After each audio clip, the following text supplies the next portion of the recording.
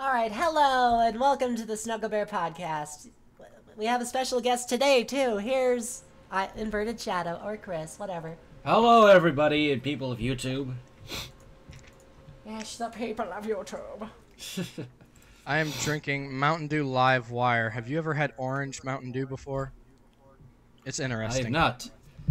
I have not had Orange Mountain Dew. It is. Did you hear that at some select colleges they tried out giving people Doritos Mountain Dew? Yes! Oh god, I've heard of that shit. Doritos The name of it alone sounds disgusting. Yep. Those who tasted it said that it tasted like cheese. Oh, yeah, god. who wants to drink cheese? Hey, Nobody. it's a cheese soda. Alright, so just breaking out of the norm, we're going to start with a topic that me and Sharpwing are actually quite eager to talk about. It's about a game I found that's just beat up Anita Sarkeesian.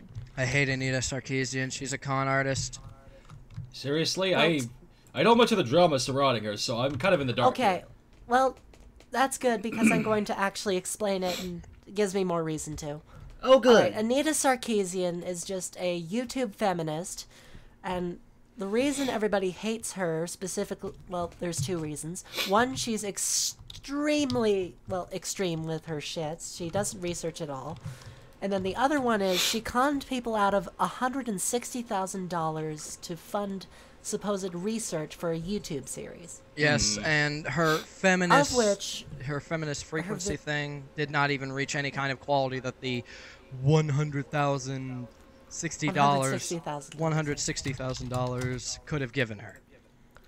So that's just saying she pocketed all that fucking money and then made a shit theory. She didn't research at all. She just pocketed the money and decided, fuck it, I'm still going to give them videos, but they're just so bad.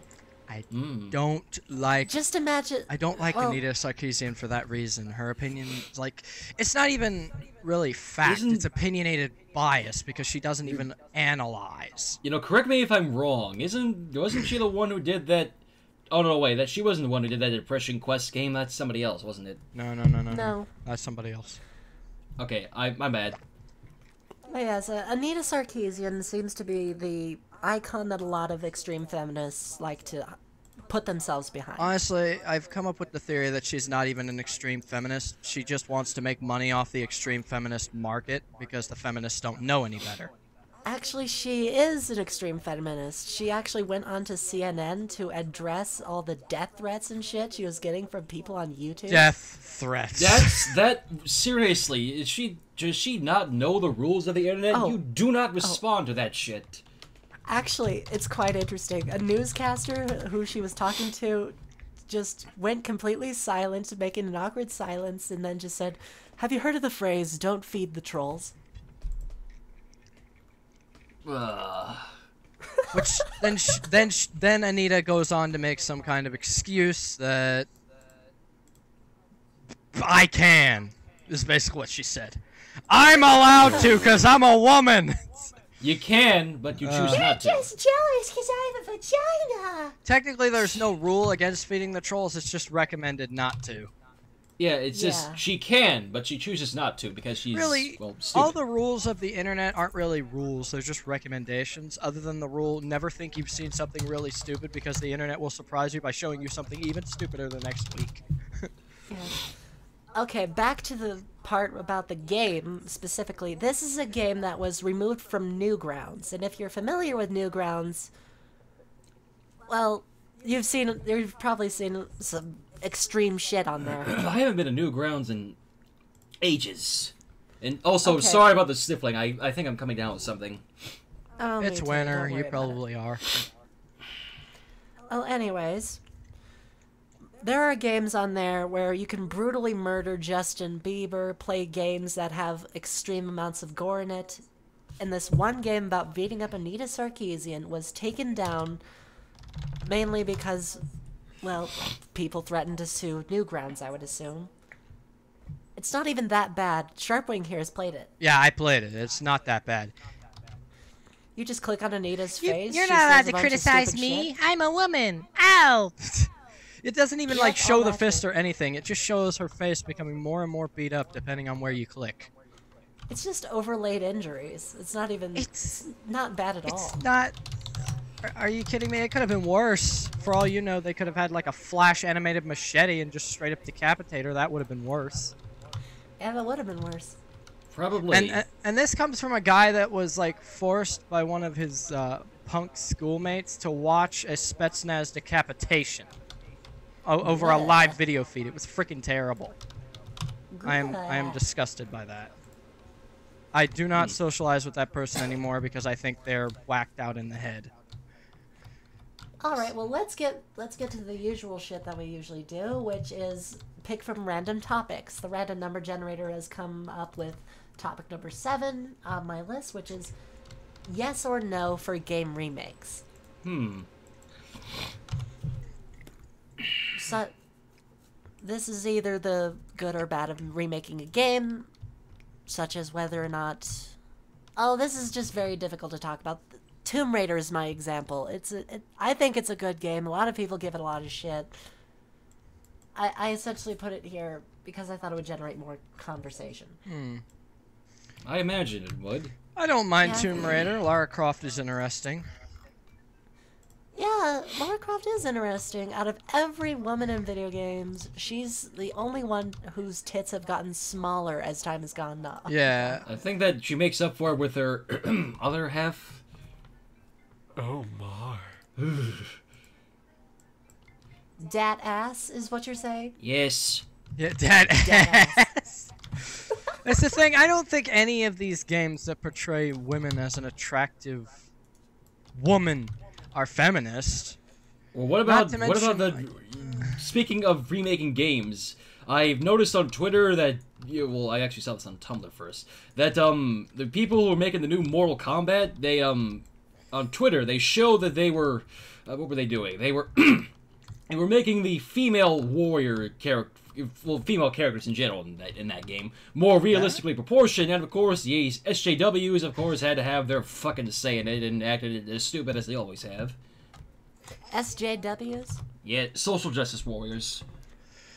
I wonder what would happen if LGBT started a war with the feminists. LGBT would lose. Oh, son of a bitch.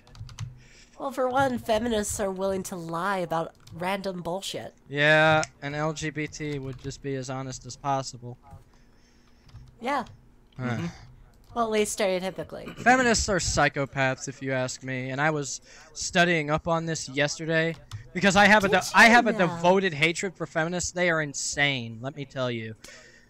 I have an example for that. There was a seminar about a peace organization, and these feminists got so extreme, they pulled the fire alarm and acted like their childish actions were justified as they were using a bunch of insulting, degrading words towards their audience, like fuckface, prat, Mr. Privileged. It's immature. It's childish. You want to stand for a cause? Be mature. Seriously. Seriously. Okay, well, let me talk. All right. So, at one point there was a riot in Washington, D.C. where feminists were throwing jars of piss, shit, and period blood. Oh, I am serious. Oh! We have the same shit inside us that you do. That's essentially what they were saying. Oh, gross. Everybody. They were throwing it at people. God, you reminded me of that stupid... What the hell was it? That stupid shit... the ice bucket challenge where they got that autistic guy and dumped a bucket of feces and piss on him. That was just disgusting.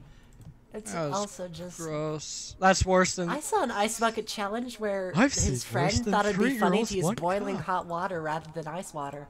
Yeah, people are stupid. Sarah, we just go to the conclusion. Yes, people are stupid. They are very stupid. Hey, boiling hot water will have no repercussions. Ah! Ah! Shit! Why did you do that? I thought it would be funny, man. I didn't know. Ah! Oh, Lord. Even I wouldn't be that... I've done some stupid shit, but even I wouldn't be that stupid. People are just not smart. And if you're one of the smart people, you are lucky because you will live long and prosper. Yes. You had to. We had to. It had to be done at some Come on, place. Spock. Come on, Spock. You're the good guy. You know this, Spock. Star Trek. You know, for this, I'm going to say screw you, random number generator, and pull out this one topic that's been on this list since our first podcast. What topic would that be? Selling out. We covered it briefly in the first podcast. I don't think where I asked Will here if he were given $1 million to essentially give his channel to somebody and stop making YouTube videos forever. He said he wouldn't because, well, he wouldn't be able to do he wouldn't be able to do anything fun. Mm-hmm. I am totally okay with that. So I guess now I can change the question to, if you were given $1 billion for your YouTube channel and you were never allowed to make a YouTube video ever again, would you do it? But to both of you. I would not, obviously. No. Because I have like way too much fun doing this Gmod stuff, and well, I want to be able to entertain people, and if I'm not doing my job, then you know, it sucks. But you get $1 billion cash, no questions asked. Fuck it. Well, I already fuck it, you know. Fuck it. All right. Just you know, no amount of money is worth giving up my YouTube channel. Not to mention that kind of money usually has strings attached. Again, this is no questions asked, no strings attached, no catch, just cash. Cash. Yep, cash. It just seems like it gives somebody less of a purpose, really. If they just gave up what they enjoyed doing for money, gave up what made them feel good, made them feel significant, would it matter in the end? You know, they've got all that money, they don't have to do anything, but the thing is, wouldn't they just get tired of sitting around not Fact of the being able matter to do is, anything? it's not like eternal money. It's gonna run out at some point, so it really isn't fucking Yeah, worth I know. $1 billion is a lot of money, but think about this. The more money you make, the more expensive shit you spend it on, and that money racks up. So what if you weren't going to spend it on expensive things, but invest it to the point where you get even more money? I'm not good with the stock market. Neither am I. You have $1 billion, you can get somebody to teach you. And I tried it in fucking, what was it, Grand Theft Auto 5. I'm not good at it. I should not be allowed to run stocks. You can go into the stock market in GTA 5? I didn't know that. Yeah. Wow. Opportunity cost much. Remember, kids, opportunity cost. Higher risk means higher payout, but lower risk means lower payout. That's just don't play the stock market. That's stock market 101. Don't play in the stock market, kids. You don't know what you're doing. Don't do it, kids. You'll just start playing with the stock market, and then 3 days later you'll be out in a box in front of your house as they foreclose it. Leave it to the big dumb adults that do crazy things for more money. Lordy. Alright, so the random number generator has now landed on another topic that I've had since the first podcast, and it's specifically about Duke Nukem Forever. I haven't played that game, so... It might be a terrible game, but it has its quirky things that are enjoyable about it. Like the marker board and the... Shads, I will just explain it to a point where you don't have to play it. Essentially, its controls are extremely clunky. It has a lot of unnecessary puzzles. It devalues a character that has been respected for at least 20 years. The guy is meant to be able to shotgun 15 beers and still be sober. Yeah. Well, keep in mind, I have not played any Duke Nukem thing ever. The closest I have is that I got Duke Nukem 3D Megaton Edition on Steam on sale, and I haven't brilliant. And on sale, and I haven't played it yet. So now you should. That's actually a good one. I'm making certain of this. Didn't 3D Realms make both Doom and Duke Nukem? No. No. Okay, so Doom and Duke Nukem were both two. Doom was made by two guys in their basement, essentially. Yeah, and I'm pretty sure Doom's carried more of a legacy than Duke Nukem has, hasn't it? It has, yes. Doom is the most recognized PC game that has ever, well, been produced. Actually, at one point, it was the most downloaded piece of software that ever existed. Ooh. Even more than just about anything you could imagine. Any song, actually, anything. Like, I'm pretty sure Doom was one of the reasons Windows computers became so known, because... Actually, you want to know more about that? I know exactly why. Oh? Yeah, Bill Gates was put into the game just out of a green screen sort of thing, and he introduced that Windows would be able to play Doom, and that was a way that he was able to get so many copies of Windows sold to so many people. If it weren't for Doom, we might not be using Windows 7 right now. Yeah. Or 8 or whatever. That's actually a scary thought. From what I understand, like, if it weren't for Doom, Windows wouldn't have become popular. If it weren't for Gabe Newell, the advertisement wouldn't have gone off flawless, because Gabe Newell was actually helping Bill Gates with the advertisement for the Windows computer. Yeah, actually, I think he was one of the original programmers for Windows. Huh. And that's how Gabe Newell Before went on he to split off and made Valve. bigger and better things Go like figure. Valve. Which I don't understand why people rat on us because we like Valve. It's like, who the fuck cares, right? The games are fun. Are you kidding me? Are you kidding Valve me? makes good Like, games. Valve distributes all those games. Yeah, yeah. So Yeah. we play their games. We're paying into their pockets. You know what else happens? We buy groceries. We're paying into someone's pockets. That's how a market economy works. Precisely. Yeah. It's about what the customer enjoys, so they can make more money. It's about And hell, how could you... It's about how much money you can make in the market. Yes. How could you hate Valve anyway? Have you seen the sales they have around Christmas? Like, Holy honestly, shit. I don't care if big, rich, full pocket guy makes a bunch of money, as long as I'm enjoying myself. Shouldn't matter. Now, if he sells me a piece of crap, of course I'm gonna be irate, because he doesn't deserve my money. Absolutely. Oh god, I hope I have enough topics for 2 hours of discussion. 2 hours of We're just discussion. blowing through this shit. Oh my god. We're talkative people. well. What can I say? This one might be able to generate a little bit more conversation. Let's hear it. Let's Players ruining game experiences. Ooh, controversy at its finest. A lot of video game developers like to say that Let's Players are ruining their product for their users, which is why they like to discourage Let's Players from playing their games, because they want to make sure that everybody gets their own unique experience without it being spoiled in some way. But even if you're watching somebody play a game on a YouTube video, you're going to want to play it yourself, at least if it's good. Yeah, I'm not gonna lie. Back when like PewDiePie was still good and things like that, PewDiePie is good. What are you talking about? PewDiePie, I don't have a problem with. I don't know.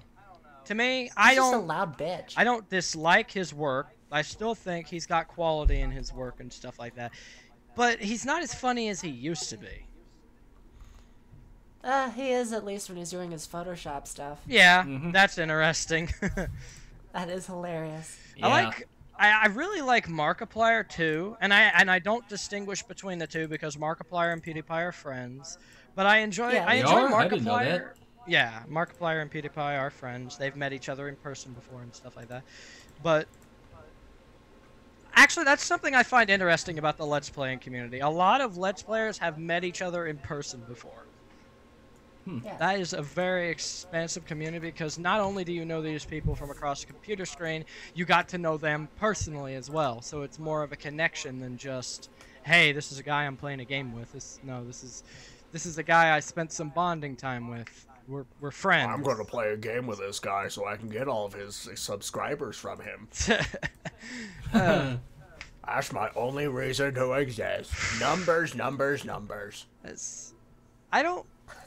It You know, doesn't seem that's like really many one of the of kind them of people care I about- can't really stand. Just anybody who's in for the numbers and not entertainment. Really, I look at Let's Players, they don't really, most of them really don't seem to care about the numbers, they just care about the games they get to play. Which, Yeah. you know, is fair, because that's what the gaming community is about. It's about the games, having fun Mm-hmm. and stuff. Actually, I've only found one YouTuber so far who's a strict Let's Player and isn't bad at it, because I could reference Darkside Phil, who is a Let's Player, but he's fucking retarded. Didn't I he like- say I some like- shit about trying to change less? Yeah, I don't fucking know. I like No. Critical, because he's got a really dirty mouth, but he still manages to make his Let's Plays interesting. Cocksucking motherfucker balls. Yeah, pretty much. Show me the titties. That's kind of what he sounds like. Bring me that ass. Bring me that. You know what that means? I'm gonna take off this helmet, and they're gonna see Kordagoth, the beautiful annihilator of things that don't give him a boner. Yes, Kordagoth. I forgot how ugly this creature is. He had like a fish face. You can't say critical. You can't say critical doesn't have a sense of humor, and that he doesn't. He is funny. And he plays the games for fun, honestly, because you can't do stuff like that unless you're really playing with it. Kordagoth is in it for that droopy, wet, yummy, delicious vaginal skin. Okie dokie. That is critical in a nutshell. He's vulgar. He's pretty obscene with his language. Oh wait, is he that guy with the deep voice? Yes, very deep voice. I fucking love that guy. He's awesome. He's like quite certainly people have labeled him as the dirtiest Let's Player, and some have been wanting to label him the greatest Let's Player of all time. I don't know. Really, he doesn't really play his games all the way through, though. There's a competition with that. He's not necessarily a Let's Player, but he is a player. So I don't know what to call him. He just posts whatever is funny, and it's always a different game every time, which is why there's only one video for Dark Souls on his thing. Seriously? Only one? Yeah, only one. Yeah, that's him doing the Bellkeeper PvP. Oh. It's because of Critical. I found out there was a sequel to Lucius that came out not too long back. Oh, fun. But the sequel is very cheesy as opposed to the original because I think they rushed it in development. Speaking of Let's Plays, I'm trying to stay on topic. I seem to have been gifted I Am Bread. Oh, god damn it. Well, at least it's not Five Nights at Freddy's 3 or something. Oh, God. Fucking don't even. You've already said adamantly that you won't... I'm not saying it's a bad game before everybody starts destroying me. I've lost followers on Tumblr because I said I didn't like Five Nights at Freddy's. Yeah. You've already said adamantly, Shadow, you're not gonna play it if someone gifts it with you. I mean, you will play it, but I am not. I won't refuse, you know? do a video. Will you play it in a double Shadow thing? No, I wouldn't. No, we still have yet to even finish the fucking second game, I'm Shadow and I, and yeah, I think we can safely say that 2 is our limit, so... Yeah, I'm just, saying, I don't necessarily blame you for, not wanting to do all these various things, because they think you're, Jesus or something. You can just pump shit out whenever you feel like it. It's you just scribble on a piece of paper, wad it up, and suddenly, there you go, there's your video. Yeah. It's not like that. It requires drug out time, process, and stuff like that. And still, I make Gmod videos. I kind of know what time strain is put into it, but I'm not a professional either. So I don't put near as much time into it as you or Bobby might. Makes me kind of feel like a stubborn ass. Oh, Booby! It's Booby, yeah. Booby. Boobs! Boobs. Neat. But yeah. Anyways, Bobby, I just call him Booby. I recognize. He doesn't mind it. I recognize I don't put near as much effort into my videos, but that's because I'm still practicing. Oh, you got it's like driving. Helper, so. It's like driving. You don't slam on the gas and expect everything to be all right. You put more effort into your videos than I do into the podcast. Yeah. But that's because we sit down for 2 hours, I record some video games or something, and Bob's your uncle. To me, I kind of think effort for a video maker should be more, do they feel satisfied with it after they're done? You know, if they feel like they've gotten somewhere, or they feel like the last video, or that video was better than the last one they made, I think they've made some progress at that point. Chance, I need to get an icon from you at the end of this, otherwise I'm just going to put a picture of tits up on the screen. Don't worry, I'll provide you with a picture I made. Good. Though I think our viewers would prefer the tits. Of course. But straying right back onto the subject, are Let's Players ruining the gaming market? Hell no. Their unique experience shows people that they have a chance at a unique experience, and they enjoy the experience their favorite Let's Players have, making them want the game that much more. a big example is Minecraft. Exactly.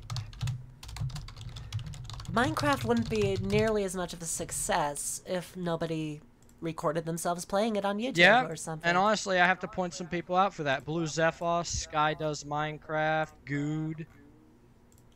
Without those... Sunday, yeah. These Captain are... Sparkles. I don't like Captain These are Sparkles. strictly Minecraft Let's Players. And... I'm not gonna link these bitches. yeah. Too many names. You know, a lot of people say Minecraft is overrated because of the hype behind it. Well, it's not overrated. It's just a big thing. Yes. It is a thing that exists. It is huge. It's like Second Life. There's tons and tons and tons of people. I can't begin to tell you. I've kind of dropped out of Second Life, and I used to play it though. Me too. I was kind of getting tired of people trying to rape me in public. Yeah. And my Patreon Yeah! now Yes, such Public a rape pretty is Tony. legal! off topic. Second Life. My Patreon now is $30 a pledges. Where are you coming from? Maybe gonna- they'll tell you. They're your supporters. Maybe it's just like, we like your Gmodding, do it for a living. Do it for a living, you piece of shit. I know. Believe me, If your fucking, like, Patreon great- reaches the standard of minimum wage in your state, you probably can. just if that day ever came, I'd be speechless. But I'm grateful that it's just happening. Just holy crap! I only just set it up, and now all this is happening. Anyways, that's off topic. Let's get back to what we were discussing. Right. Actually, I thought of something we could talk about. Oh. What if you were able to live off YouTube? Like what? Making YouTube videos for a living? Yes. Well, there's Das Bullshit as a prime example. His fucking Patreon has over $1,000 worth of pledges, so he's making his living off of his YouTube. So technically, he has the power to do that, and pretty much does, I think. I mean, if the money, dollar. Yeah. I mean, if I could do it, and I would, because I'm too lazy to get a job, and well, yeah, I'm lazy, so. You're This lazy. must be why your videos come out so late. I'm kidding. No. No, you're actually kind of sort of right, because most of the time these videos take so long is because I'm a lazy feckhead. I'm procrastinating right now. I haven't gotten 1% of any of my Gmod videos because I've got a script and everything, and I'm stuck with the animation. I'm just like, it has Sharpie. to look better than what I had last. Sharpie. What? Do I have to go get the penetrator? No. I I'm sorry, ma'am. I'll get to work on it, I promise. don't like the sound of that. Good boy. That's very effective. Should we move on to another topic? Okay. Okay. The random number generator selected another one that we've had for a while. Yeah, I'm gonna keep saying that. Fuck you. Best video games of all time and why? Best what? Best video games of all time and why? Banjo-Kazooie, hands down, for me. Wow, that didn't take long. I like Absolutely those no games- hesitation. I like Dude, those games Banjo-Kazooie, those games are my fucking childhood. The fact there's a spiritual successor coming, I'm hyped.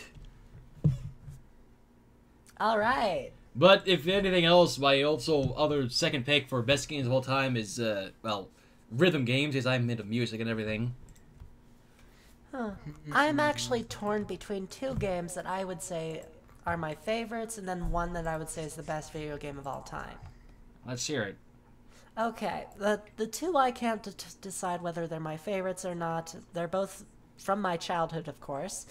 There's, oh god, the moment. It's just that moment where you say, "I can name 5 things," then you try to do it and you can't do it. Mm-hmm. Pokemon Gold version for the Game Boy Color and Legend of Zelda: Ocarina of Time for N64. Pokemon. I've still been playing Y and Omega Ruby, and I still have yet to get much farther. Let's see. I haven't played Y and Omega Ruby or Omega Sapphire, whatever. Mainly because, well, they haven't made an emulator for that shit yet. Fucking 3DS. I have no specific favorite, but I can name off some games I thought were great that I played when I was a kid. Banjo-Kazooie being one of them. All right. The the Tasmanian Tiger series. Oh, fuck yes. Luigi's Yes. Mansion. Yes. Yes, I want to play the second game on the 3DS. Fuck yes. Super Mario Sunshine. No, that's pretty good. It's good. People gave it shit because it wasn't a traditional Mario game. Who cares about tradition? It's about fun. Same reason people hated Luigi's Mansion. It's like if they It just wasn't a if traditional- they kept going the traditional value with Mario, they'd eventually run out of new things to do until Mario Galaxy came along. But that's not one of my childhood games, so I liked Mario Galaxy, but I do not count it as a childhood game because I was not a kid when I played that. Crash Bandicoot, obviously. Oh god, yes. Even my mom, Spyro? even my mom became addicted to it. Spyro? I'd wake up on the weekends and my mom would just be sitting in my chair playing Crash Bandicoot while I slept. Spyro? Spyro, exactly. Spyro. Is it wrong that, I never played much of Crash Bandicoot or Spyro, and yet I know the legacy they have? No, that's not it's wrong. not a bad thing. I would just throw my emulators at you and say, play the fuck out of them now, you bitch. But Yeah. there's other game series, motherfucking Rayman. Oh, I haven't actually played any yes. of the Rayman games beyond Raving Rabbits. Yes. Yeah, seriously, if you want to play any Rayman, play the Rayman Legends or Rayman Origins. I'm gonna Those be two honest, are the best. The first Rayman game I ever played was Raving Rabbids when I was 11. And then when I was 12, I actually went back to my old PlayStation 2 days and I played Rayman 3. Great game. If I can be honest, the great first games. first Rayman game that I ever played, and I'm being totally honest, was that learning games thingy on the old PC thing. The fuck? Yeah, Rayman had a learning game thing, or Rayman Junior as it was called. In most places it was called Rayman Junior, other places it was just called Learning Games with Rayman, and it basically taught kids math and English and all that. Well, alright. That's the first one I ever played. Then the first real Rayman game I ever played was Rayman 2 on the N64. And that game was awesome. Yeah. I have that on my emulators. Oh, Before somebody bitches at me about having emulators, honestly, yeah. it would cost me $30,000 at least to get most of the shit I have. Does everybody agree that Super Mario 64 is still a pretty good game? I have Yes. never played it. Wait, you never played Super Mario 64? That was like No, never that was played like the Oh my pinnacle of God. the N64. Everybody had Yeah. it. That was literally the first Nintendo 64 game I ever played. I played Majora's Mask and Ocarina of Time. I Maybe have... a little bit of Pokemon Heck, Stadium. I but think don't Mario know. 64 might have been the first Nintendo 64 game they made. I don't know. Oh yeah, who's the bitch I have to slap for thinking that Pokemon Snap was a good idea?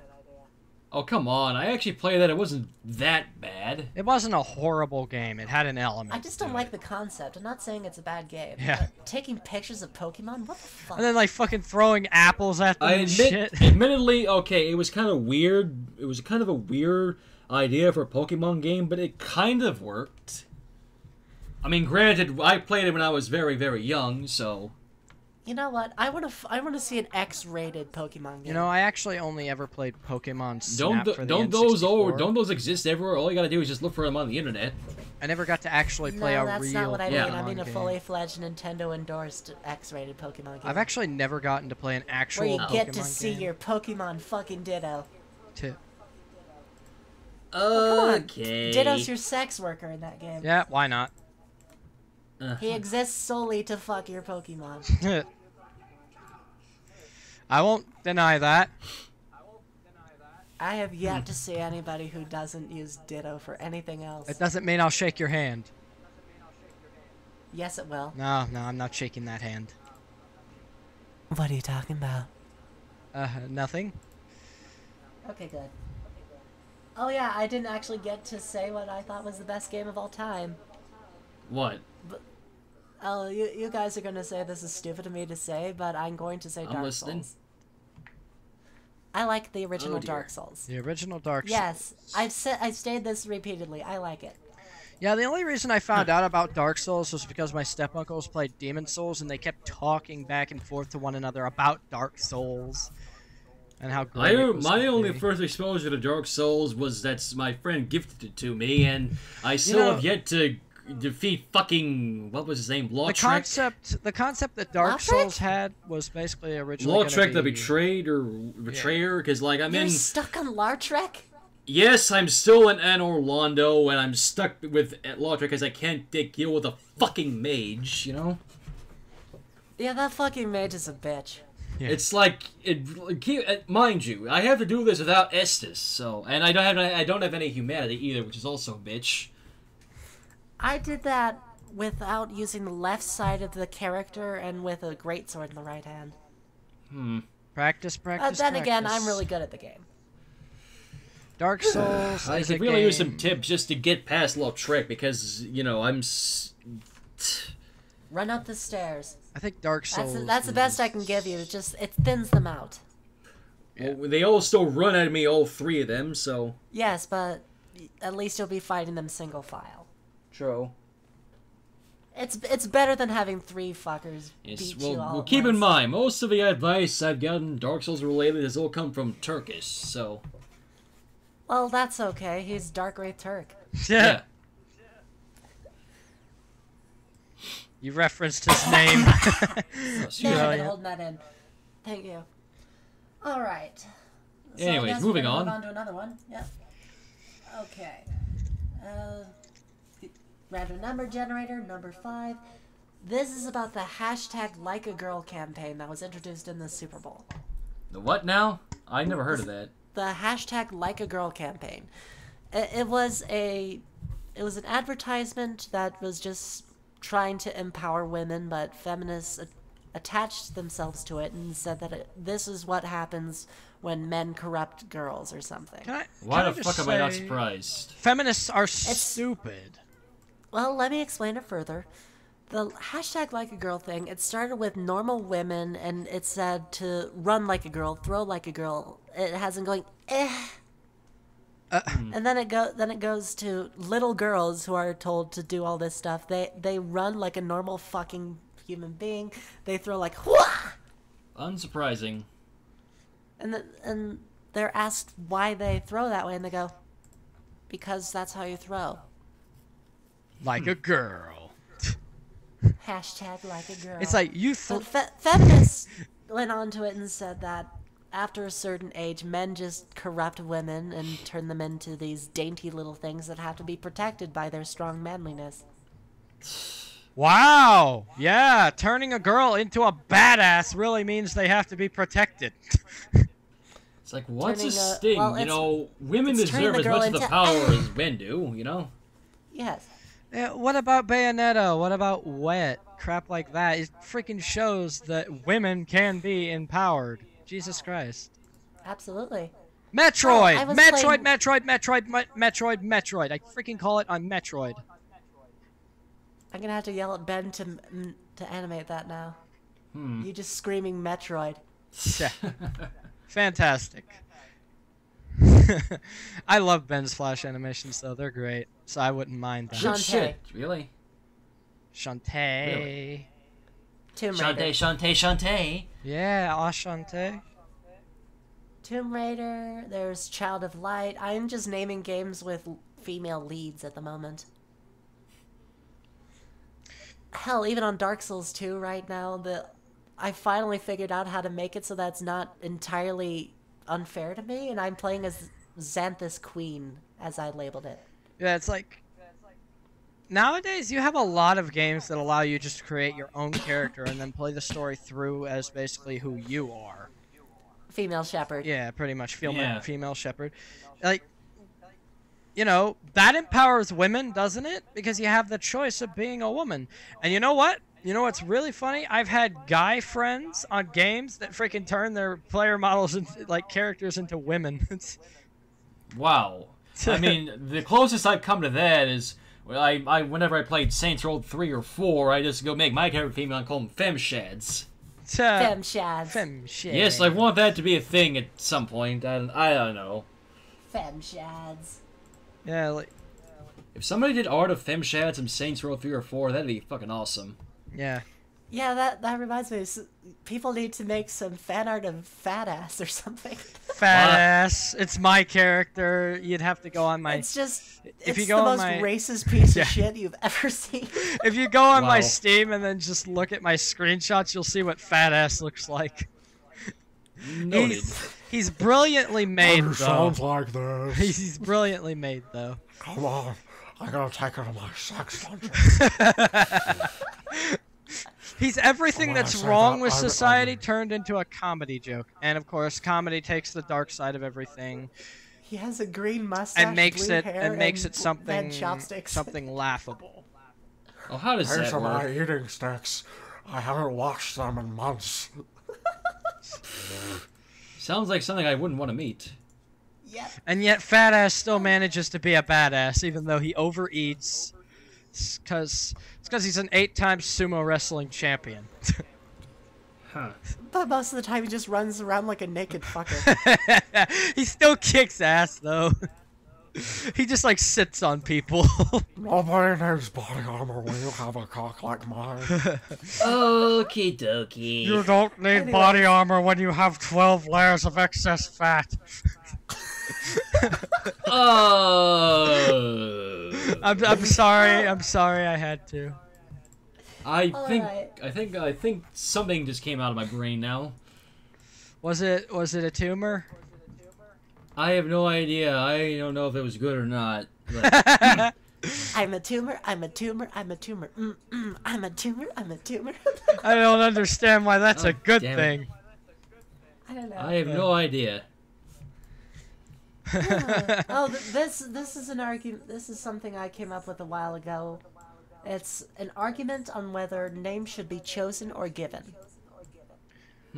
First off, Well, I have it as an argument so that I can take one side and Will can take the other or something. Just trying to... Either one of us could be devil's advocate. devil's advocate. Good I point. couldn't. Such as I chose my name, so I might go on names chosen. Names chosen, right? And then I guess names given would be the name you're born with, right? the name your parents give you and you don't have a choice in. Yeah, that's a thing. But Sarah, like, one thing I had to establish on Sarah's 19. She has the right to a lot of Hi. open things. Yes, I do. Legally, there's a lot of things she can do other than drink alcohol, but that's besides the point. I can't drink alcohol. That's the In Wyoming, one drinking age is thing. 21. Not good That's for the you? one thing you can't No, do. that's not the issue. It's in Wyoming the drinking age is 21. In anywhere, Okay, the so drinking that's age the is same case here in 21. New York. Yes. It's actually U.S. drinking age is 21. Everybody in the U.S. has 21 as the drinking age. Oh yes, you're right. Fuck it. But yeah, Anyways, this is just an argument as to whether names should be given or if parents should wait until the names are chosen or if children should be encouraged to choose their own names later. ultimately, like, I'm kind of confused on that notion because, like, if somebody wants to change their name, they have the right to do that because identification is a reality of self. A name does not decide what self is because self gives itself a name. Basically, you know, my name is Will. And do you know how many Wills there are in the world? Fuck ton. Yeah, exactly. But, like, I'm okay with being named Will. I wouldn't want to change my name. But if I could have that open choice, I would. The thing is, there are many Wills, but there's only one me. True. So, I guess, Yeah. like, sense of identity goes farther than just a name, and if people really want to change their name, it shouldn't be a big deal, because self still exists. Just because you change your name doesn't mean you're a different person. All right. Well, the argument for whether names should be chosen or not, in my situation, I would say names should be chosen at some point in their lives just to establish a sense of individuality. Yeah. For my particular case, I chose my name because one, I didn't identify with either of the names my mother gave me. One of which is, if I were a girl, she would have named me Willow. Willow? Willow, yes. She liked the name Willow. It's a cute name. Not too bad. And as for the name she did end up giving me, she named me after the main character in the movie Roadhouse. Roadhouse. Roadhouse is an awesome movie. Yeah. I actually got to see it for the first time in forever, and I'm just blown away. It's a good movie. I still have yet to see a lot of old movies like that one, honestly. Well, that one I'd recommend looking up. I've seen quite a few old movies, actually, such as The Fly. I think that's a 1980s film. Very nice. Alright, I'll keep that in mind. Guy invents a teleporter, things go wrong, done. Oh, well, anyways, that wasn't much of an argument, but oh well, fuck it. Yeah. It's alright. This podcast is still in its infancy. We're trying to figure shit out. Yeah, it's still young. This is like, what, only the 4th episode, I think? This is the third. The 3rd? What can you do? Oh yeah, it is the 3rd, isn't it? Yeah. Yes. Right. Alright. See the random number generator, and on my list of topics, it landed on stuff about Shadow, I guess. What about me? Yeah. Well, you didn't know that was a topic, even. Well, I put it in just because, well, you were coming in. Oh. Okay. Specifically, I guess it would just be a reason for your followers to come here, maybe get a state of affairs or something. True, that is true. From what I understand, a lot of your followers keep telling you to make more shit, but don't bother asking what's going on. It's mainly it's actually they want more elements of insanity shit, and I've constantly stated that it's getting to be too much, and that's kind of one of the reasons I put him on extended hiatus, which was prolonged after some stupid kid put a private download of both the EOI and Flaming Hammers and Dario model on DA for everybody to get. Yeah. Oh, god damn it. Yeah. So I don't know when I'm going to make shit with it again, but I'd like to focus on some other things first off. Stuff that I've been meaning to get done for the longest time, but yeah, that's my state of affairs. Yeah, you already know my position on this. I watched you before the whole Elements of Insanity thing, and I was a fan of that work. Yeah, I know. A lot of people have said that to me. The first video of yours I saw was the Unity of the Elements of Insanity. I think that's what it's called. Yeah, you got it right. My 10,000 subscriber milestone. Yeah, so I liked the stuff at the end where it's just all this text dialogue saying that you couldn't get this far without your friends. And I couldn't. It's because of each and every one of my subscribers that I'm where I am today, and I'm never going to forget that. And if I do, I'm probably going to hate myself for life. Oh my. Basically, he's just got a philosophy of don't take the things you enjoy for granted. Don't take the things that mean something to you for granted. It's an open, very whimsical philosophy, honestly. It's very down-to-earth and mature of you, honestly. I respect I know. It's like I don't want to take any of my fans for granted. I don't see them as numbers. I see them all as people, and it's my right. Well, what's the word? Not right or job. I don't know. My obligation, I guess, to entertain them. And if I can make at least one person smile, then my job is being done, and I'm happy about it. Good. Hey, Shads. I'm smiling. Yay! There you go. Woohoo! Sometimes I'm smiling even when I'm not physically smiling. I'm just a happy guy inside, even when I look bored. It's just, if there's one thing that's off about me, it's just, I never am good with showing emotions. Like, I'll be happy when I'm happy, but, My dad's pretty much the same way. So it's basically hard for me to express myself, basically. My mom constantly tells me your dad's proud of you all the time. He's proud of you all the time. He tells me how proud he is of you. He just never shows emotion. Yeah. It's kind of similar with my dad. Every time I get on the phone with him, he'll stop me when I'm trying to end it and just tell me how much he's proud of me. Well, despite him calling my whole transgendered stuff a delusion.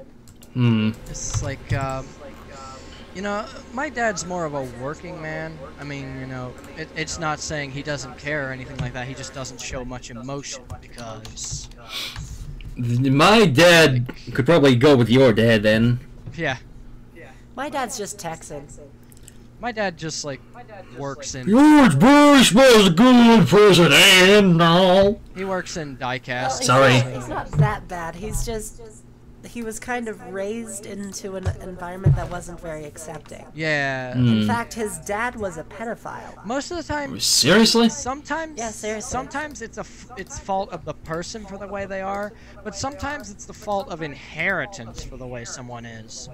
Because they gain a different depiction of reality because that opposite depiction was forced upon them as reality. That's never fun. So they then eventually accepted it as that, and I kind of pity that because there are, like, you know, some people, they don't grow up with racist ideals because they themselves are racist. They might grow up with, like, offensive or downright stupid ideals because they grew up in that kind of environment, and for them that's normal. Hatred is taught.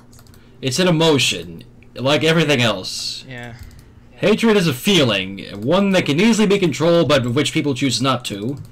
And, like, And it's also taught. you know, like, ultimately, people do establish there is a time to feel hatred, but it is only when something truly wrong is done. Mm-hmm. All right, let's go on to the next topic. Alrighty then. We're actually at the halfway point. Holy Oh, shit. wow, that was quite long. Yeah, we still have an hour left, but that's only because So I guess, like, I have a lot of footage. yeah. A lot of Well, what footage are you running this against? The footage? Yeah. Exoptable Money. Oh. I have two hours of footage from Exoptable Money. It's an interesting indie game, actually.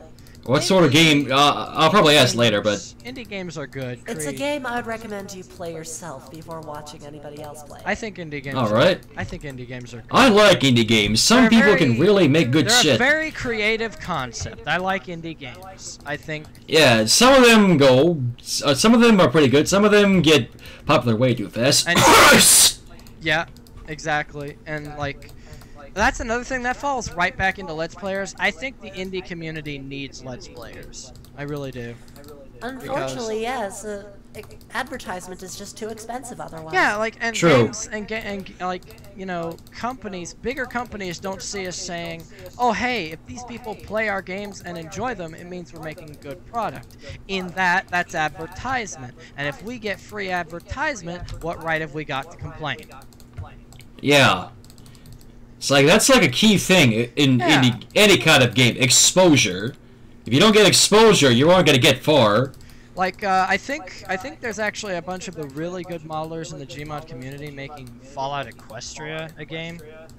Yeah. That, to me, sounds very interesting, and I believe by the Brony fandom statistics, it's going to appeal.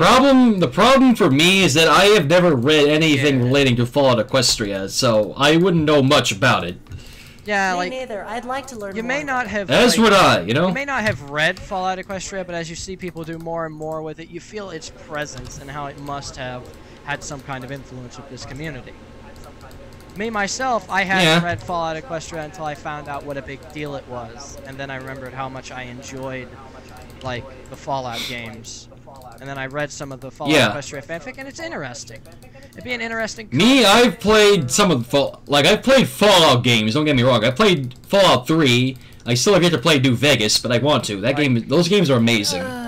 You might not actually want to play New Vegas. Why not? Out of the entire Fallout series, it's essentially the black sheep that nobody ever loved or cuddled. Why? Is it not that good? It really isn't, and unless you're emulating Windows XP, it's going to crash all the time. Yep. Beyond that, I actually have an interesting idea. Will, I'm going to send you a video that I've seen before, but I want you to see before we continue. And meanwhile, I'm going to talk to Shads about a specific topic that I just thought. So you just want me to go quiet? while you Oh watch dear. this? I'm slightly spooked now, but okay, I'm listening. Okay. I gave Will the video, and the topic is, how did you come up with your YouTube name? The inverted shadow? Yes. I tell people a lot before, but I guess I could go into detail. Basically, it's just... I'm a spiritual person. That's all thanks to my aunt, of all people. And, she told me about the whole thing about how darkness and shadow is not as bad as people make it out to be. And you get in touch with your lighter side, you have to get with the darker side, your shadow side. Shadow side, as it was called. So she got me started on all that. I tried to keep a dream journal where I had these vivid dreams about my figures in my head. And eventually, in terms of how I use the name I have on YouTube, it actually started back when I had an older channel on YouTube, which was basically me doing Let's Plays, which is ironically how I first met my girlfriend, Julia. And, well, that's... how do I do this? So I started doing Let's Plays, and, you have to excuse my pauses. I'm just trying to recollect my thoughts, so... So, as I was on my Let's Play channel, I eventually gained an interest in doing Gmod videos after watching people like, say, who was it? GB707, Mr. Mild, the Das Bo shit, of course. And, I decided to make a Gmod channel separate from my Let's Play channel, and the name The Inverted Shadow just came to me just based on my spiritual beliefs, on my beliefs of, you know, the division and then the unity of light and dark, and that's basically where I stand on it today. Alright, well, the thing that Inverted Shadow tells me is that, well, essentially your username is light, but it's more complicated. Yeah. It's like, and my girlfriend is spiritual as well. Like, she's, what is it? She's told me that, you know, encountering the figures on her own, that, you know, she sees my heart as a loon to shadow, but the figures inside, you know, kind of balance out the darkness, and you know, it's hard to explain, really, but yeah, that's basically the gist of it. Alright, well, you want to hear how I got Ditsy Dubs out of all things? Ditsy Dubs? Oh, let's hear it. Okay, well, my first username that I used extensively for anything was my very first gamer tag, Digital Fear. Okay. I was a very big fan of a machinimator named Digital Fear. You've probably seen him, he's John CJG now. Can't say I have, actually. He made the Arby and the Chief series. Oh, that guy. Well, I haven't watched Arby and the Chief ever, so it's kind of my bad for not knowing. Well, it's alright. It kind of ends on a poor note, but either way, Digital Feared was the username I had for the longest time, but then I joined a community called Divinity X. It was a World of Warcraft private server. Sort of. I feel so bad because I haven't played World of Warcraft in ages, and I really want... You're not missing anything. Yeah. I just want to because I still have Cal up on the Mississippi there. Well, I'm getting off track anyways. Yes, anyways. I kept Digital Feared for the longest time until that community. And that community is where I ran into a group of friends. I ran into a guy who was a cancer patient. And he fell in love with the character I happened to be making and thought that I, in real life, was a girl. And at the time, I identified as a man. Hmm. Interesting. Yes. Because I did not want to speed along his death, even back then, I thought that cancer was more controlled by the mind than by anything else, and if you had a reason to fight, you would. Right. So, essentially, I gave him a reason to fight the cancer. It essentially was the promise of getting a girlfriend, and essentially, for 6 months, I was his girlfriend. Well, good for you then. That's... Yeah, those 6 months, I got to experiment and figure out exactly who I was, essentially. I was able to compare my experiences in the past with the experiences I was currently having. Throughout the time I was growing up, I was completely different from everybody else. I didn't like sports, I didn't like normal boy stuff, all that stuff. I just didn't have a name for it, beyond that I knew that I was supposed to be a boy because that's what my parents told me. That's what they taught you. Yes. Hell, they even named me Dalton and whatnot.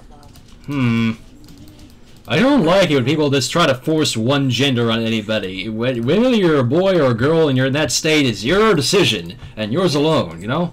Or it should be, anyways. I understand that. It's just, at the time, I thought they was outlandish feelings, that I was just being weird, like all my peers kept telling me. But anyways, 6 months passed, and he died. Ow. He had late-stage leukemia. Oh. It's Harvey. Anyways, a bunch of people confronted me about pretending, and I essentially dropped the fact that I was using a voice changer. I lost 2 friends because apparently I had been lying to them.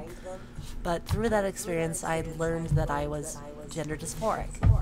Most of my remaining friends at the time were very supportive, but a lot of some of them were not. Yeah, some of them were not. Well, not that they weren't supportive. 2 of them actually turned out to sexually abuse me later on. Wow. People, fuck people. Yeah. Anyways, moving on. I did not agree with my username anymore at that time. It was just too masculine. I had to find some way to express that I was female in a way that I wouldn't tip off my parents initially. So at that time, I started calling myself Victoria Vargas, which you probably know as my DeviantArt name. Yeah, I remember that. Yeah, Victoria was the character that the cancer patient fell in love with.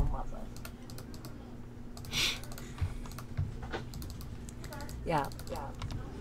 Anyways, fast forward to a time that I started playing on Second Life, I started becoming rather obsessed with the pony fandom.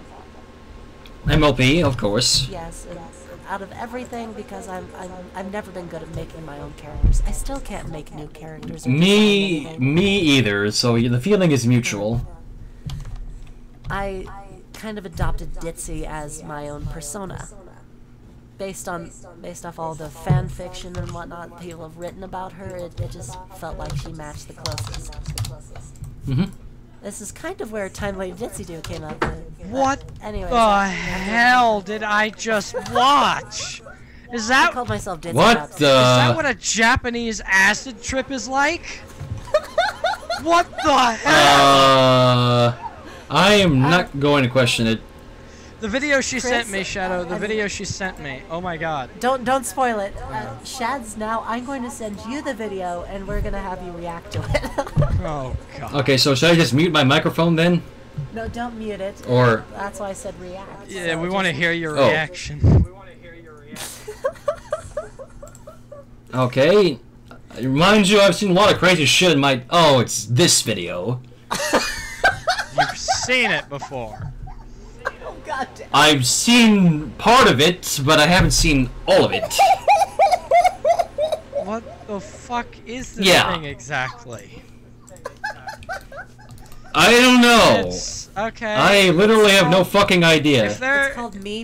if there were a reason for feminists to be pissed off, that would be it. But what the fuck? What the fuck? I have no comment on that. I mean, like, Wow. it's Japan, so I don't put it past them, but still. I'm like, I've seen like gifs of it on Tumblr. It's like, what the fuck is this shit? You know? It's a Japanese Like- acid trip. I think that guy's like smoking a cigarette or some weed or something at the beginning, so maybe he got high and that's what it's like to be high in Japanese. I don't know. Actually, do you want to know what the story of it is? What? Let's hear it. Okay. This guy is guilty about his ex-girlfriend, and this is his nightmare. Seriously? That's a nightmare. He's feeling the guilt of cheating on his girlfriend, which is why he's Right. seeing naked tits all over the place. Ah. Unsurprising. There's no way I ever would have guessed that. So Me yeah, either.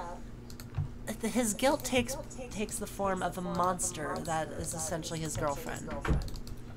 Huh. His betrayed girlfriend essentially punishes him over and over in his dreams and even kills him a couple times. Ouch. That ain't Damn. cool. So, yes, it's very artistic, but yes, you're right, it is kind of an acid trip. It's meant to be a dream. Okay. Well, dreams are acid trips, I guess. I'm gonna pretend like that makes some level of sense and just go along with it. That's why he's constantly in the bed, if you noticed. Ah, I see. Ha. Makes sense. I suppose. But then you ask yourself, what is the dream and what is reality? What even is this? Inception. Blong. Will I ever wake up?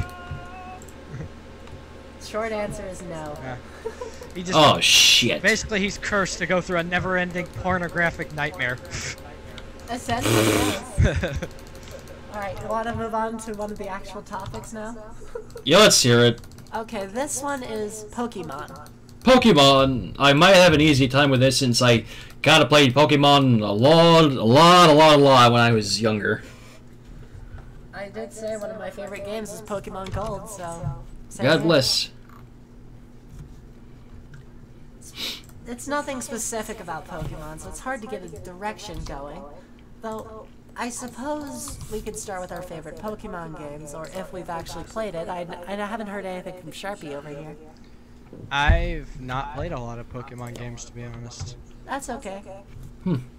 For me, my favorite would probably have to be Ruby or Sapphire, because, you know, that was like when I really first got into Pokemon. I think the only one I actually played was maybe Ruby Red, I think, but that's it. Ruby? Fire Ruby. Fire Red? Yeah, Fire Red. Fire Red, Leaf Green, Omega Ruby is what you're probably thinking of. All I've done is played Fire Red, I think. So. Do you want to know something interesting about Fire Red and Leaf Green? I'm pretty sure. What? I'm sure Fire Red was the one on the Game Boy Advanced, right? It's one of the many. Alright.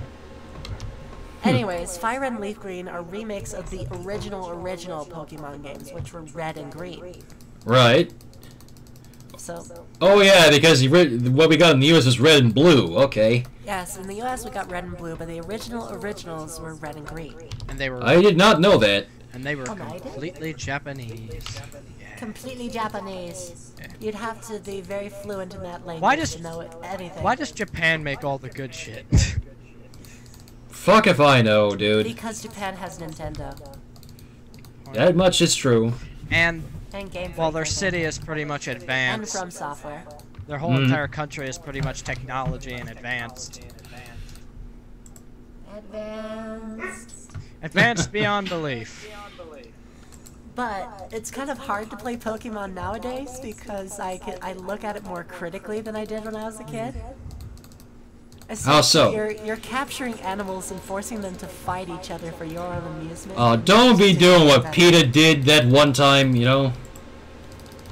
Because, you know, PETA made that one Pokemon abuse game because they were fucking idiots. What about That's not what I'm not like doing. overzealous Christians that said Pokemon was satanic over television? Okay, duly... Pokemon! Let me get back. Anyways, to back on point. So anyway. Yeah, sorry about that.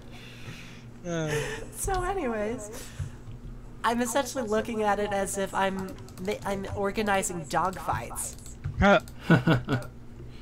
I'm essentially capturing these creatures out of their perfectly happy little places and forcing them to fight each other after forcing them into a tiny little plastic ball that hangs at my hip. But you gotta be the Pokemon master.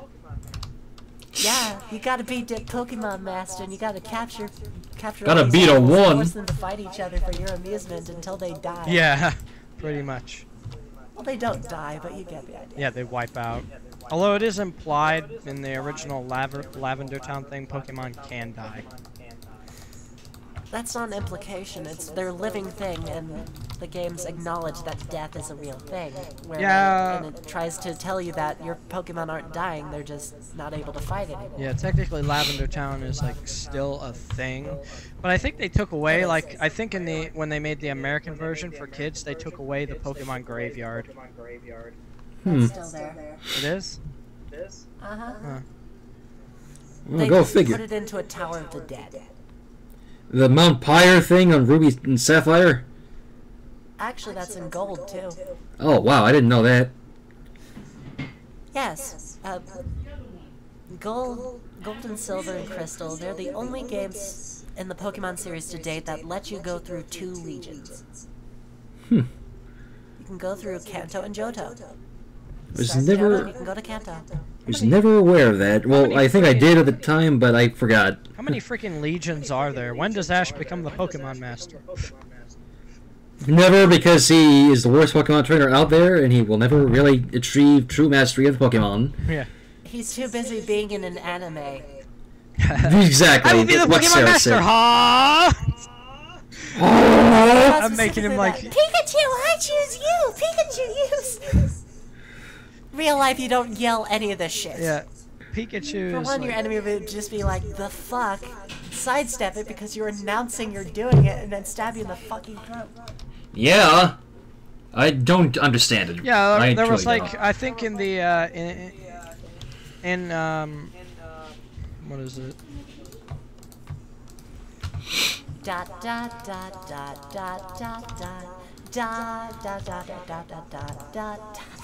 Oh my god. You had to, didn't Yeah, you? Pokemon. Yes, I did. Pokemon Battle Frontier.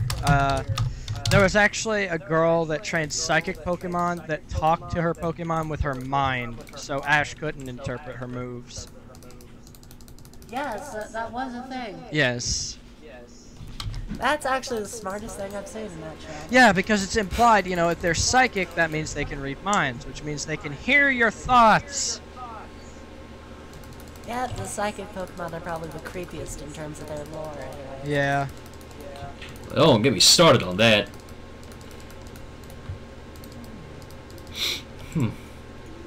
Alright, let's move on to another topic just for the hell of it. Alright. 50 minutes to go. Oh my god. Oh, how are we gonna wrap this shit up? I actually had fun. Ahaha. I don't know how we're gonna wrap this up. We'll get to that bridge when we With a cross. Japanese acid Yeah. trip. No wait, we'll Oh, cross that god bridge damn it, man. Japanese acid trip. Well, the video that goes along with this podcast is probably gonna get really fucked up around. We just this see point like of it. Power Rangers versus Dragon Ball Z and all sorts of stuff. Oh god damn. Oh god. Oh, this topic is actually one Willow came up with. Hmm? This is DC versus Marvel. Whoa. Oh boy. Heavy discussion. Oh, this should be a heavy discussion. I only have 4 topics left, god damn it. Okay, first off, I think the one. I'm gonna root for DC and Sharpwing's gonna root for Marvel. Yeah, but one thing I do Naturally. want to establish about both universes, they use the concept of percepting images faster, and they pronounce it see faster. That is not. God damn it. That is not the correct No. pronunciation. You don't see faster; you perceive images faster. Your brain processes information faster. Yeah, Brain basically, gets that's smart, but your what head gets seeing dumb. faster is. I had to. And a lot of the heroes in DC and Marvel are capable of doing that. That's like their go-to thing, including Spider-Man. Spider-Man. Spider-Man. Now, Alright, so I'll just open it up by saying that I like the DC universe because it's a bit more close to home than the Marvel universe. For the DC universe, you have Batman, it's quite stated that his parents are fucking dead, and that's the reason he's a superhero. Marvel, you have the closest to that is Spider-Man, who lost his Uncle Ben and decided to become a superhero. yep. Right. It's not. Well, keep in mind, I don't read comic books a I lot, know. so... You don't have to. Marvel kind of sugarcoats things a little bit more than DC does. DC characters die all the time. Marvel, they just get defeated and they come back. In the comics, they do, but it's the irony when DC turned around and had movies made for them, and Marvel did the same. More people died in Marvel movies than they did DC movies. Really now? Yeah, I'm not kidding. I have yet. Hmm. Oh yeah, that does happen in Spider-Man. Yeah. God damn it, a lot of people die in Marvel. Not to mention you got X-Men, Fantastic Yeah. Four, tons of people die in Marvel. True. There's death everywhere. That should just be the tagline for Marvel. Actually, After all, X-Men Marvel is is pretty death much row. X-Men is pretty much the epitome of killing. X-Men is like the pride of Marvel, and it's the epitome of killing in the Marvel universe. Because literally, it's mutants killing other mutants 24/7. The Yeah. first, there was actually something made for DC, well, specifically the Justice League, which was the first ever piece of media that gave me nightmares. Really? And Yes, it was the Justice League versus the alien race that killed off the Martians. Right? This alien race essentially captures every living being that they can and imprison them so that they can take their place and then very slowly kill them off. Wow. Deep.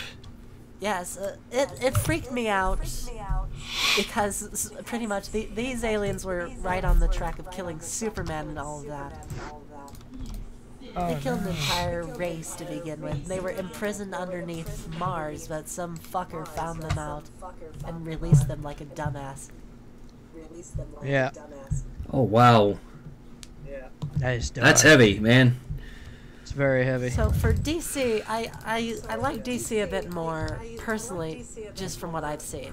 DC has Justice League, and Marvel has the Avengers. Yeah, not to mention, Marvel has Deadpool and DC has Deathstroke. Now, if you guys have ever seen... Deathstroke-inspired Deadpool. Yes, Deathstroke-inspired Deadpool. And if you guys have ever seen the Teen Titans show that used to be on Cartoon Network, the villain, quote-unquote, Slade, was basically Deathstroke. Based on Deathstroke. I know exactly what you're talking about. Yeah. Slade Wilson, that's his name. Yeah, his name was... Yeah. his name was Slade. He was based off of Deathstroke. Slade was not just based off Deathstroke, Slade was Deathstroke. Slade is Deathstroke. Yeah, pretty much. And, wow. Yeah, Deathstroke's abilities were really shown off in the Teen Titans, and they're also shown off a lot more in the comics. But the thing about Deathstroke is he's basically the peak of human perfection. Yeah, he perceives like he perceives images instantaneously, and as long as an individual stays predictable, Deathstroke can and will defeat them. That's why Deadpool beat Deathstroke in Death Battle. Yes, because Deadpool Are people still raging about that? Because surprisingly enough, I was rooting for Deadpool there. Yeah, I was rooting for Deadpool. I was rooting for Deadpool too, because like one thing I knew about Deathstroke, Deadpool is unpredictable, and Deathstroke has never encountered anything similar or exactly like Deadpool. It'd be a new experience for Deathstroke. Totally. There's actually some DC and Marvel crossovers with Batman and Captain America. I need to look into that. Not to mention, Deadpool actually like had a sword that could kill motherfuckers like Wolverine. So. Oh yeah, I remember that. Isn't that what he used? Precisely what he used to kill Deathstroke? Yeah, because like Deadpool, Deathstroke has instantaneous regeneration.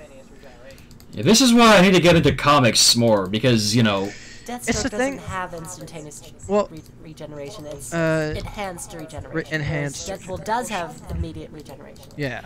Mm. Not to mention... Deadpool can repair himself even if his head is blown. In quite literacy, if you actually look at the Marvel comics, eventually Deadpool was cursed not to die so that he could never be with death. Are you serious? Yes. He wants to bang death. He wants to bang death, and like there was this other god that was jealous, so he put a curse on Deadpool so Deadpool could never die.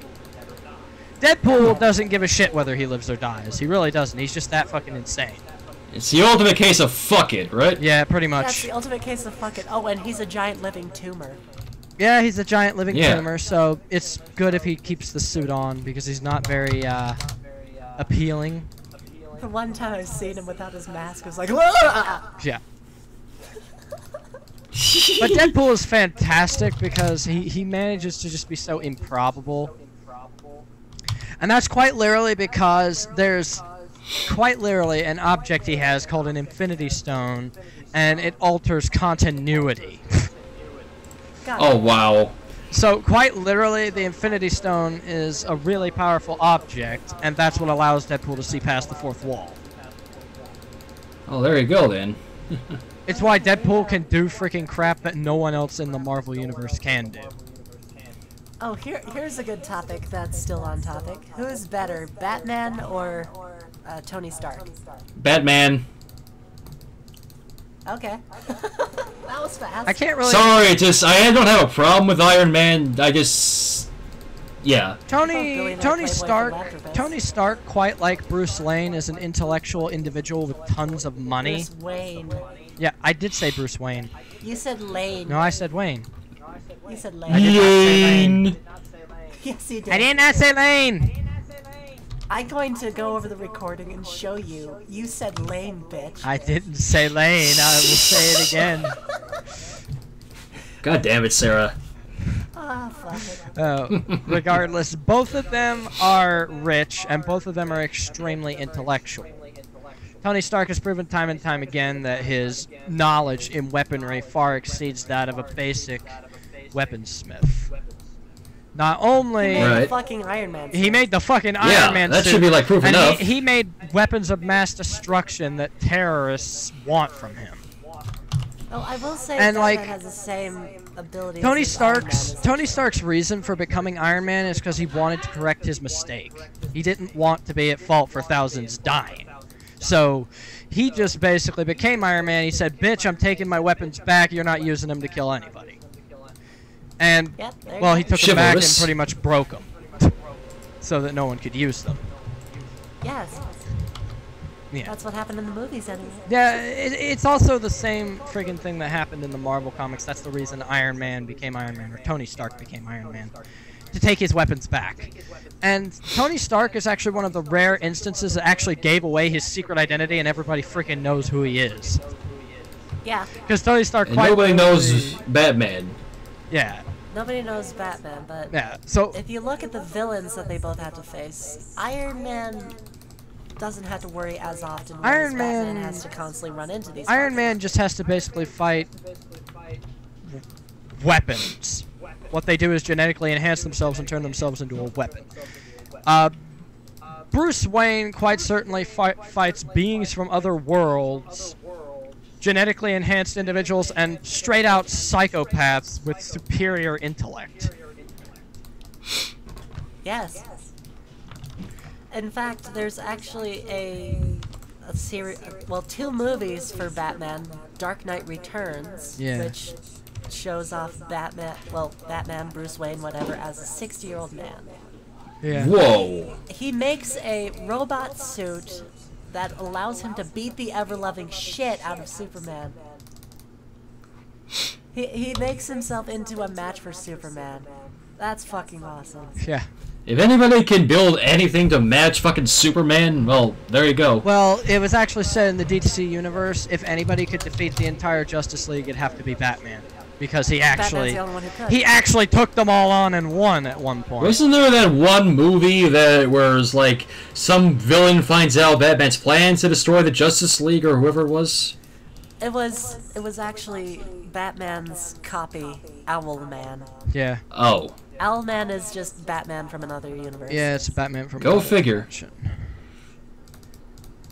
Yeah, and it's the one version of Batman that's evil. DC basically gives life to the multiverse theory because, like, not only is there are also, like, I think alternate dimension versions of Superman. Like, there's one Superman that's more into killing his enemies, and there's basically this one series where a Superman that wears more of black and silver basically lobotomized Doomsday in order to defeat him. Wow. Lobotomized Doomsday? Yes, used his... Are you sure it was Doomsday? Yes, it was Doomsday. Used laser eyes and lobotomized him. Ow! You can't kill Doomsday. You can't kill Doomsday. No, you can't. But think about this. Doomsday can be defeated by each thing once. After that, he can never be defeated by it again. Doomsday can't be killed, but he can be defeated. The only real way to defeat Doomsday is imprison him in something inescapable. Because then he'll just rot forever, right? Basically, you'd have to toss Doomsday into a black hole, if anything. The origin story for Doomsday is he was essentially a creature that kept getting cloned over and over again in an experiment that forced evolution. Doomsday wasn't really a creature per se. Doomsday actually originally was a Kryptonian that was mutated by repetitive cloning. So Doomsday, quite like Superman, gains his powers from the rays of the sun. The only difference between Doomsday and Superman is that Doomsday is quite literally unstoppable if he is defeated by every single thing known to man. In which case, he can no longer be defeated by that. Throw him into a black hole, Superman, do it. Yeah, pretty much. That's the only way you can defeat Doomsday, because nothing, I repeat, nothing, not even Superman can actually escape a black hole. Superman can escape a black hole, he just has to fly the other direction. Yeah.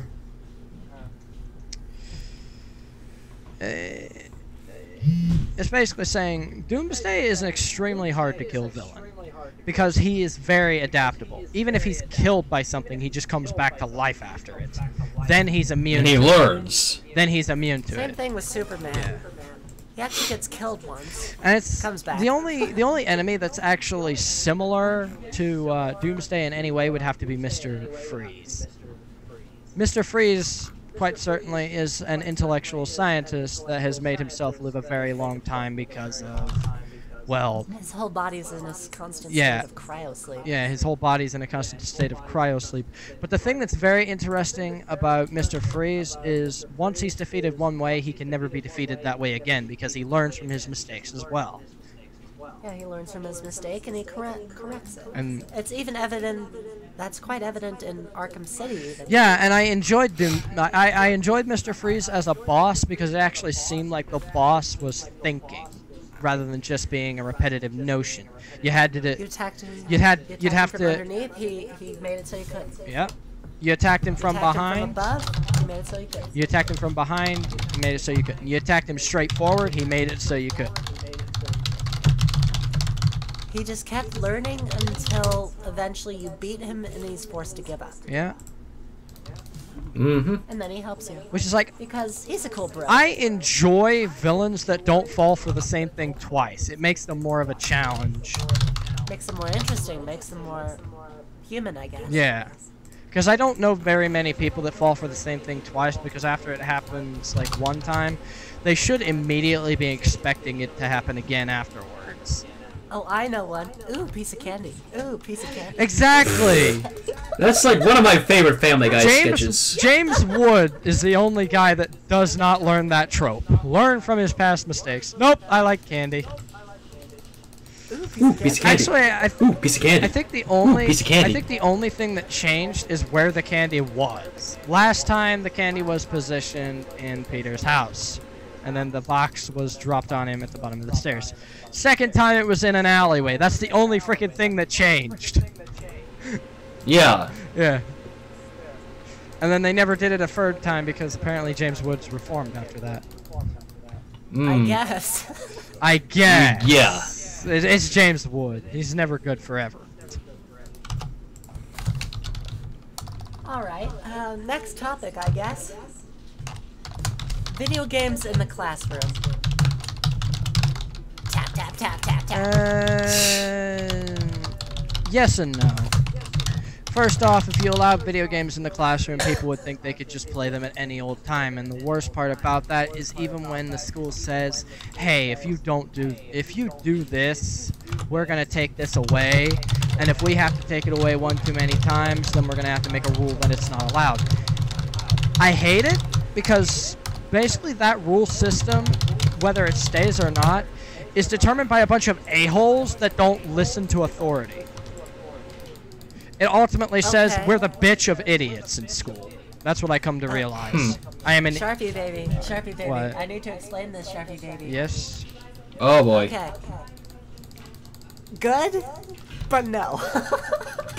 This is video games being used as a tool in the classroom to teach a lesson. Oh god. Educational video games aren't usually that good. This is Minecraft and shit. Games that aren't stupid to play, aren't boring to play, but will teach you something. Educational, learning some shit. Educational, but not boring. Right. That's the point All to right. it. Yes or no, I guess. Let's think of games that taught us things. Right. The game Bully had like mini games in it that taught you things like spelling and math Yeah. Yeah. and history. Well, not history, geography. You had basically mini games in there, and there was always a perk to playing those mini games because if you did, you always got like a special upgrade you couldn't get unless you passed all the classes in a row. Yes. Which like made Bully say, "Hey, education is worth it." And this is a game where you go around beating the shit out of other kids. If you want to. If you want to, yeah. Same can be applied to Grand Theft Auto, right? And it's the thing, I come to play Bully, and then I realize the character you're playing as is not the bully. He's just a guy that doesn't take shit from other people. Yeah. Exactly. Let's see. I'm trying to think of a game that would actually teach me something interesting. Dark Souls taught me patience. Yeah. There are like... I unfortunately would not lower patience, so, you know. Ooh, I've got a topic. All right. Now, this goes right back into something I think a lot of people... there's been a lot of controversy about this, but... Video game violence. But this time... Why the hell can't people realize that a majority of people can distinguish reality from fiction? Hold on, give Shads a minute. Something's more important than us. Holy crap, hyperspeed. Sorry, well, I'm sorry. Was my typing really that loud? We can hear it quite audibly, yes. Ooh, for a record, you type fuck extremely is fast. you Hyper fingers. Nice job. You won't hear this in the Audacity recording, but my microphone on Skype keeps turning back up. I don't know why. I don't know. I don't know. But you won't hear it in the Audacity recording, as I said. Okay, yeah, good. I was worried I'd have to go through all of our shit and remove the. No, we won't. Don't worry. Turbo. Good. This is a lot of audio. By the way, I gotta say, turbo typing, Yeah, nice. Oh, you should thanks. see me type. I type slow. I'm not gonna lie. I type very slow. I type with one finger in each hand, but I type very quickly. I can only imagine how fast. I'll have to show you sometime. It would be too loud to do here. Yeah. Her keyboard just catches on fire and explodes. She just goes so fast. That would be a bit fast. If somebody could type that fast, I think their heart would have long exploded afterwards. That reminds me of the 15-hour energy thing that Smosh made. Yeah. Penis crushing energy. Yeah.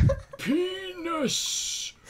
Yeah, it's just a guy takes a 15-hour energy because it's shoved down his throat and he's typing on his keyboard over and over again. His fingers start bleeding. Not now, man! I'm in the zone! And he keeps going until the next morning where he crashes finally. He's just drooling on his keyboard and he's dead. Oh, God. Wow. That was a little harsh. Too much. Yeah. That's 15 hours of energy for you. Yeah. There was actually a joke about an energy drink on this game called Escaping the Prison. Basically, you like drank this energy drink, and basically it's a flash game. Slowed down to a halt. It's all about choices. Everything is slowed down to a halt, and the guy's like not even running really. He's just walking. He's just walking, but at a light speed perspective, he's running so fast people can't even see or hear him. And then when he gets that outside, and then when that starts slowing down, he's like. And then when that finally wears off, when he finally crashes, his heart he dies from a heart attack. Cardiac arrest. Yeah, and you're like, your fail sign is cardiac arrest. Yeah, there you go. Yeah. That's one way to die. Honestly, going that fast, I think he would have instantaneously exploded after he came back to reality. Yes, he would have. So it's like, really, to keep yourself alive, you have to keep drinking that shit and remain outside of time. I guess. That'd be a weird power. That would be weird, that you constantly have to drink an energy drink, otherwise you die. Yeah. It's like Crank. That's not really a power, that's a... It's like Crank. The guy had to keep electrocuting himself to keep himself alive because he had to keep his adrenaline running. Oh, that guy. Which is bullshit, because if he freaking jump-started his heart with, like, freaking electrical wires, he'd blow his fucking heart up from electrical charge. Not really. Your heart is actually a lot more resilient than you give it credit. Yeah, but he's, like, electrocuting himself with car batteries and shit. You could handle that. Really? Yeah. So Crank is a... It would hurt, but you could handle it. So is Crank a realistic concept, or is it still stupid? It's not a realistic concept. From what I understand of the concept, he doesn't actually have a heart. The only thing keeping him alive is adrenaline. Oh. Which is impossible and stupid. Yeah, how the fucking hell is he alive? He shouldn't be. It's just a concept. Yeah. It is bizarre. So bizarre. Just some of the weird shit people come up with, but at least it tells you, hey, they're being creative in some way. Yeah, it is creative. I'll give them that. But then again, so is every time I wipe my ass. Creative. I'm not. I don't think I call that creative. Oh, that reminds me. I should speak about something that regarding that. Somebody told me that they were excited for the next Final Fantasy game, and I told them, and I got yelled at for this. I told them that's the same as being excited for your next shit. Oh boy, a bowel movement. That's terrible. Well, I really don't like the late Final Fantasy games. It's hallway simulator. Try to go left. I can't. Try to go right. I can't. Try to go back. I can't. Try to jump. No. No. You know, like, I mean, Give me that butt. I won't lie. There's this game called Infinite Undiscovery, and yes, it is also a Square Enix RPG, but it actually lets you turn right, turn left, go back, stuff like that. And it had like a more open RPG freestyle, and it wasn't really a turn-taking thing. It was more like strategy and open combat. So basically, it was. I prefer open combat to, well, turn-based stuff. Infinite Undiscovery was like a less challenging thing of Dark Souls before Dark Souls was around, because Infinite Undiscovery came out in like 2010. And Dark Souls came out in 2011. Yeah. Infinite Undiscovery was a game I got for like my 13th birthday. It was actually an okay game for an RPG. The characters weren't stale or anything. They had emotion. You understood their motivations and stuff like that. But it's not a very played Square Enix game, even though it is a good one. I can name an Enix game you've probably never heard of. I mean, like, Infinite Undiscovery really revolves around getting your powers from the moon. Except, like, you're playing as this guy named Capel, who is an unblessed. Meaning he does not have powers of the moon. Basically, there were these individuals in the game that could cast magic because of the powers of the moon, and their power was called a lunaglyph. Alright. Which gave them magic powers, pretty much. They had powers like healing and stuff like that. They were unique.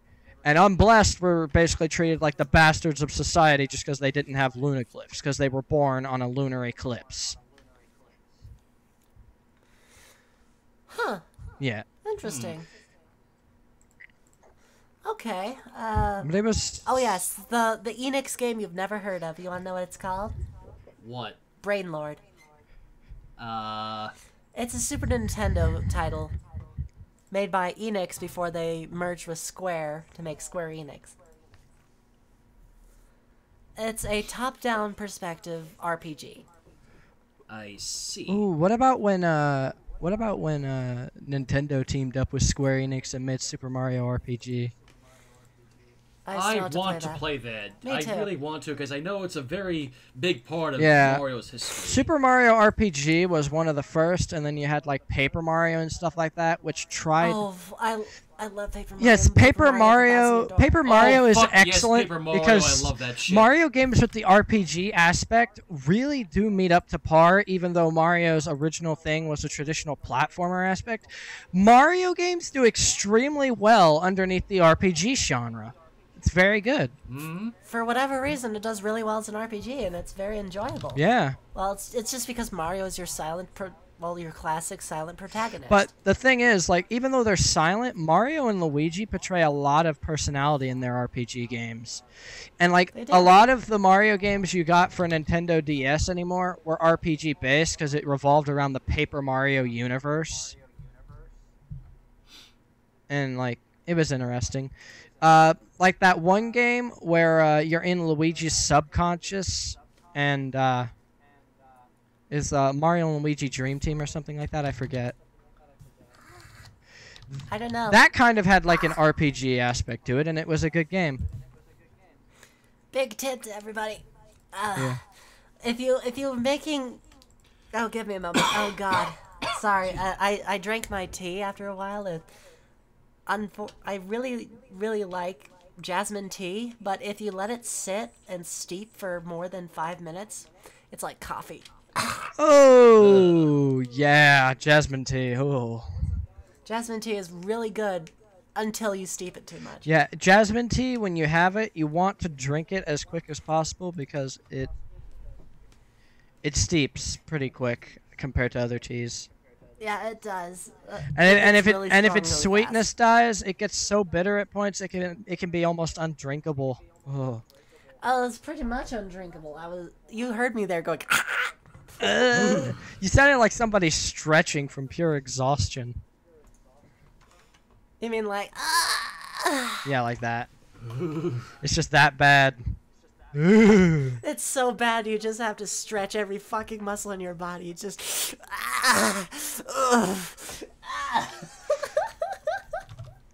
Sounds like Button Mash is having a heart attack. Yeah. There we go. Button Mash has a You heart know attack what? from drinking way too much Monster Energy. I have only 2 topics left. They're probably not going to generate much conversation, so I think when I run out of those, I might as well tell people about what I've been writing or whatever.